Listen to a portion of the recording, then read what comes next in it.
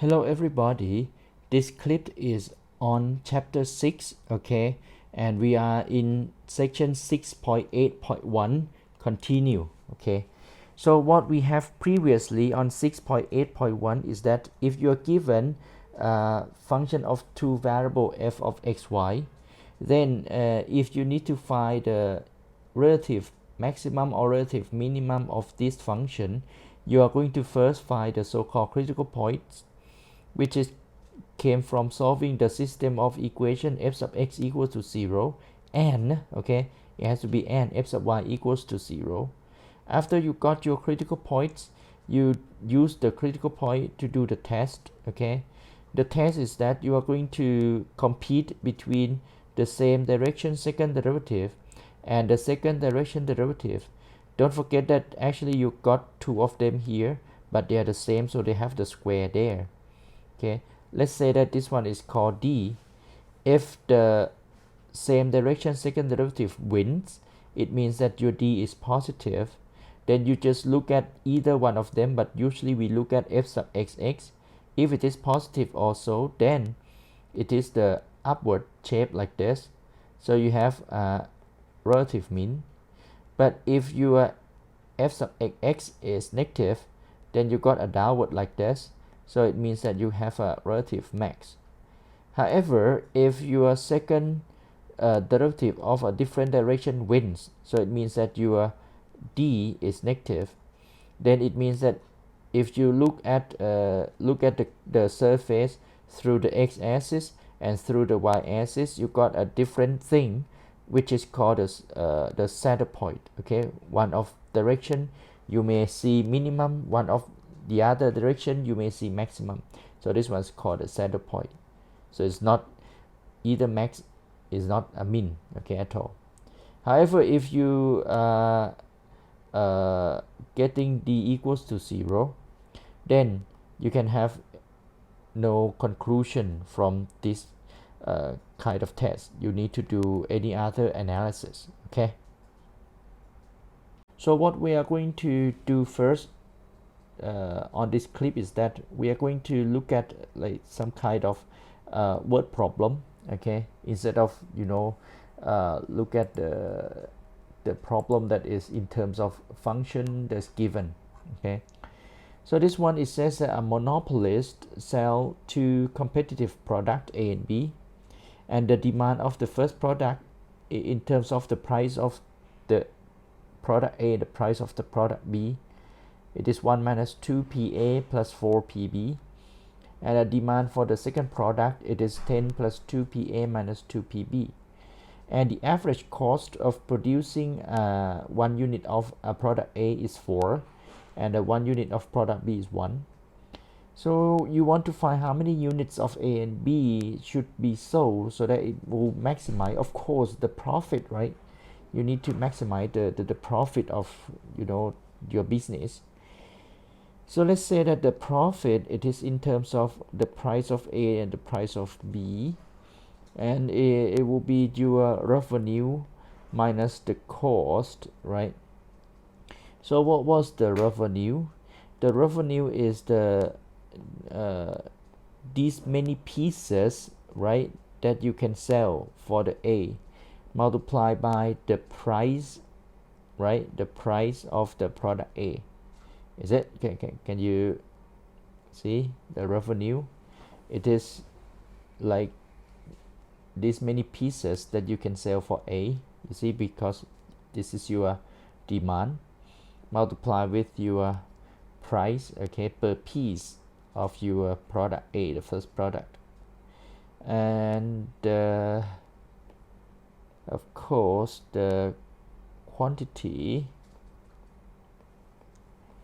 okay, this is how many pieces that you can sell for your second product, okay, multiplied by, of course, the price per piece. Okay, then you are going to subtract it by, okay, so here all the revenue. How about the cost? Okay, so to produce 1 unit of A, you need to pay $4 $8, so let's say $4, and actually you produce these many units, right?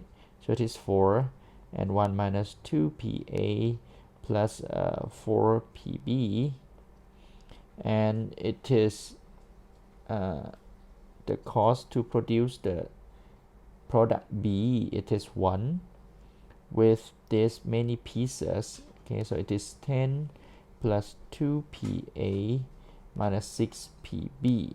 Okay, and the next thing is depends on your own strategy. Okay,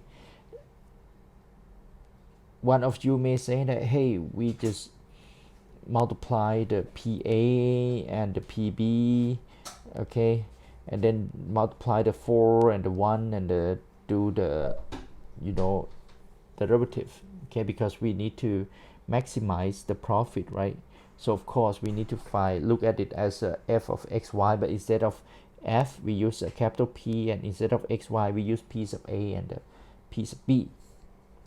Okay, so let's see here. I mean, if you talk about the PA, you got this one square, so it means that the profit, okay, the first term can be negative 2 PA square, see, and the second term is 6 PB square, don't forget the minus sign. Okay, next, the one that you can combine is your PAPB. It's your PAPB.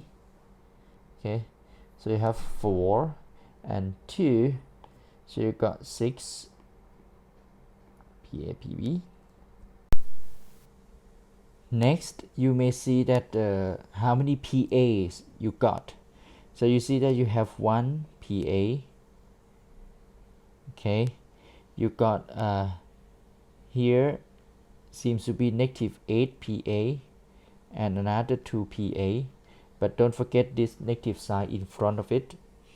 So let's make a count. So we have 1 PA, negative and negative, so you have 8, positive 8 PA, which is 9 right now, okay, with this one here, and then another negative 2, so you in total you have negative you have positive 7 PA. Okay, how about your PB? Here's 10 PB, here is another 16 PB, here is another negative 6 PB. Okay, so we can count these two first. I mean 16 and negative 6, so you got 10 PB with a negative sign here. Okay, so together with this one, another 10 with positive, then it means that your PB is gone, right? They cancelled. This is 10, okay, this is negative 16, so it is negative 6, and then this is a positive 6 PB, so it is a 0. What else that we got? We still have this one, a constant 4, a constant 10, so actually you have a constant of 14 with a negative, so you got negative 14. So now what you need to do is to find your first derivative with respect to piece of A, so that you can find your critical value, right? The critical point, I mean. So I have negative 4 PA plus 6 PB and 7, make it equals to 0. And then a derivative with respect to the second price B, you have 12 PB, you got 6 PA, and then that's it, right? Okay, and you may, you know, simplify it a bit. This one, I mean, not really simplify, but just arrange it. Okay, So you have negative 7, and this one you can really simplify it by 2 by a 6, so you get PA and 2PB equals to 0. Okay. Actually, you can do another simplification by multiply by a 3 both sides. Okay, so you got a 3PA 6PB equals to 0 again. Okay, so it means that right now you can solve this one together with this one easily by using the addition, right? So you know that we have negative PA, okay, as you add it equals to negative 7, or your PA is 7. How about your PB? So you can just, you know, plug it into here. As you got your PA, then your PB is actually your PA over 2, so it is 3.5. Okay, it's this 3.5. You may say that, hey, I mean, because this problem, it seems to be, you know, to find the maximum profit, right? A number of cells that it will maximum your profit. So this should be the answer already, is it?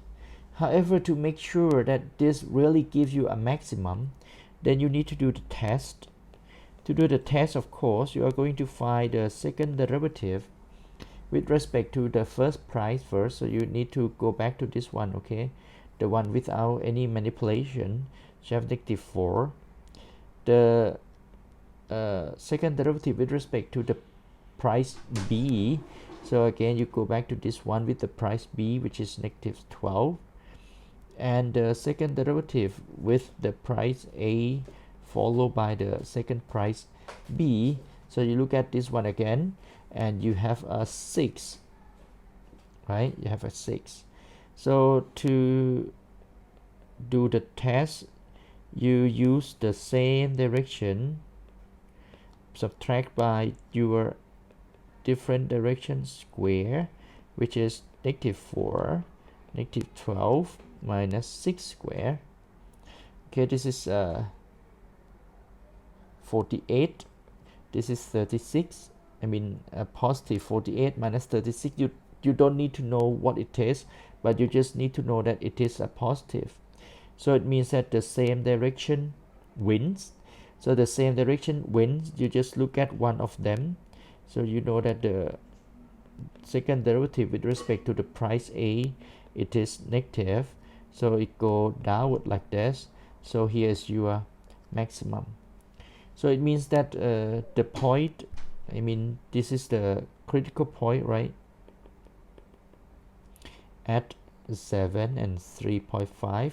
Okay, so this 7 and 3.5 gives you a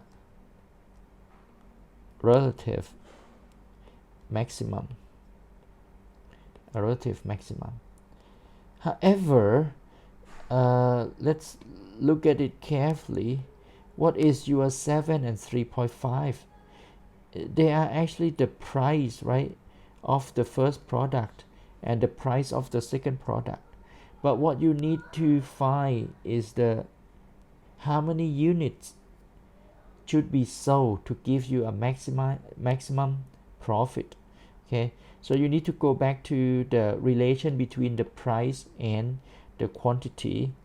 So we know that the quantity A depends on 1 minus 2 PA plus 4 PB. So it is 1 minus 2 and 7 and 4 and 3.5. Okay, and I mean, you can either use your calculator or you can again use your brain a bit. Okay, 4 and 3.5, you got is supposed to be 14, so you have 1. Okay, so here is the number of unit of A. Okay, only 1 unit. And your QB, okay, the quantity for B, it is 10, 2 PA and 6 PB, which is 10 and 2 multiplied by 7, 6 multiplied by 3.5. Okay, so again 6 and 3.5, you got 27 here, and this one you have 24, so you got a 3, okay, as your unit of your B. So it means that if you sell, if you sell 1 unit of A and 3 units of B, you have got the maximum profit. So if they ask further, what is the maximum profit that you obtain? So you are going to put your 7 and 3.5 into your profit function right there. Okay, the profit function right there. Then you got your final answer. Okay, then you got your final answer. So here's a pretty long example. We all right? However, I still would like to give you some idea on the second solution if you want. Okay, so let's go back to our P, okay, the profit function here. So it seems that if you just look at if you just look at this factor 1 minus 2PA plus 4PB, you are going to see this one, the PA minus 4, okay, to end up with. So it means that actually one can say that the profit, okay, it is the PA minus 4 multiplied by 1 minus 2PA plus 4PB. Okay, so this is the price per piece of selling the A. This is the price per piece to that cost to produce the product A by 1 unit, is it? And this is these many units that you can sell. Okay, of course you need to add your PB minus 1 and then 10 plus 2PA minus 6PB. Okay, to find your first derivative with respect to the price A, you can use a product rule, right? So it is the first derivative of the second with respect to the PA, you see this one, plus the second, and then derivative of the first with respect to PA, which is 1, and then plus this is nothing but a constant, right? And a derivative with respect to PA, which is 2. Okay, and then you can manipulate it to be what, this is a negative 2, this is another negative 2, so you have negative 4 PA, and then you got 6 PB, right? And then you have 8 9 minus 2, which is 7. Okay, and then you can make it equals to 0. Okay, and if you go back to check on what we have done before, you got the same thing, right? Negative, you see, negative 4PA, 6PB, and 7. See, negative 4PA, 6PB, and 7. And then it depends on, you may say that, hey, this one seems to be easier, but it involves the product rule, or that one it seems to be easier, on your own choice. Okay, so you may need to continue this solution by yourself, the second solution using the product rule. Okay, it will be the same thing, right? So let's look at the second example. If a product A and a product B has a joint cost function look like this. Okay, of course the demand function PA equals to 36 minus QA square, and PB equals to 30 minus QB square. You need to find the level of production that will maximize again the profit. Okay, that maximize the profit. Of course, the profit, okay, it is the again a revenue minus the cost. Okay, what's your revenue? The revenue is the price, is it, per unit. This is the price, you see, the price per unit multiplied by how many unit that you can sell, so it's multiplied by QA. And the another revenue for the B, the product B, sorry, this is Q. Okay, this is the price per unit, you see, of the product B multiplied by these many units that you can sell. So again, the revenue depends on these two. However, the cost, it is saying that this is the total cost to produce both of them. So it is QA square and 4.5 QB square with an with a negative here. So this means that now the profit depends on the quantity of a product A and a product B. Okay. So again, you can do a simplification. So it means that the profit, okay, it is a what? Negative QA cube, you see, QA cube minus QB cube minus 1.5, you see here, QA square minus another 4.5 QB square, and you also have this one as 36 QA and 30 QB. Okay, so what is your first derivative with respect to QA to find the critical point, right? To find the critical. So the first derivative with respect to QA, you got negative 3 QA square minus 3 QA, you see this one 1.5 and 2, you got 3, and 36 equals to 0. Or you can simplify by all the 3, so have QA square, QA, and I'm sorry, this is positive, right? You divide it by negative 3, so you have 12. Okay, how about your first derivative with respect to QB? So you have negative 3 again, QB square, and this one you simply got a 9 QB, and 30 equals to 0. You simplify it by divided by negative 3 again. Okay, this one is going to be a minus. So you can see that this one combined by the n. Okay, however, I mean, each one of them depends on only single variable.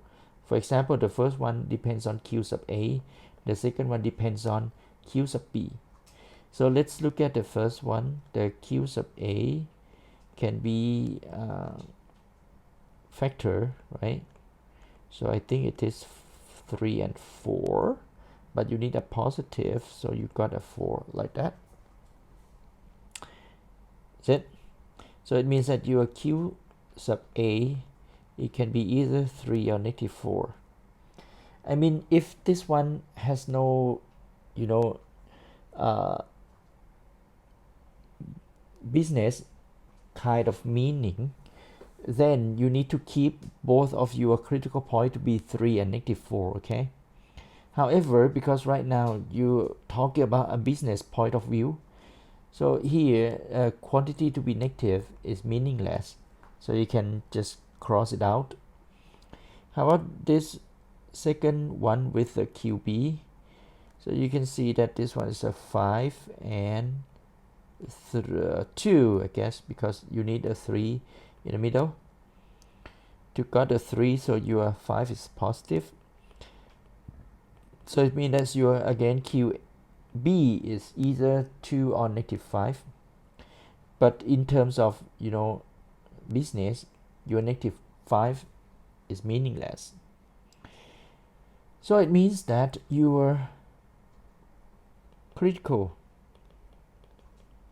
right now is 3.2. Okay, 3.2. Of course, I mean, you need to do the test. To do the test, you need to find the second derivative, okay, on the same direction, but you need to go back to this one, okay? Don't use the simplified one. So here you have -6 QA and 3. How about your QB and QB, the second derivative on that direction? You go to this one again, and then you have -6 QB minus 9. But if you do a QA and then QB a different direction, so you look at this one, oh, there's no QB at all, so it is 0. So it means that at this particular point, the same direction, second derivative competing with the second direction, I mean the different direction second derivative square. So you have -6 and then a 3 minus 3. You see, you replace it by 3. And then -6 a 2 minus 9 minus 0 square. Okay. I mean, again, you don't really need to calculate, but you know that this one is negative. This one is also negative. So as you multiply, it is a positive. So it means that your same direction wins. So you look at one of them. We have the P at QA. At this point, which is right here, it is negative. So you know that it is a maximum, right? So it means that at this critical, it gives you a maximum profit. Okay, gives you a maximum profit. So let us go to the question. You need to know a level of production. So how many of A that you are going to produce, because this one is already your QA and QB, right? So it is a production level already, you see. So it means that you need to produce 3 units of A and 2 units of B to get a maximum profit. Okay, again, if they ask for the maximum profit, you need to go ahead and find, the maximum profit is your capital P, as your QA is 3, your QB is 2. Okay, you need to find out by yourself if they want. Okay, but if they didn't ask for, don't calculate. Okay, just calculate what you really need. Okay, all right, especially in your exam, because otherwise you are going to waste your time. Okay, on the next example, let us pretend that our function f of xy, it is given by -x cubed -y cubed minus 1.5x squared minus 4.5y squared plus 36x and 30y. Do you familiar with this problem?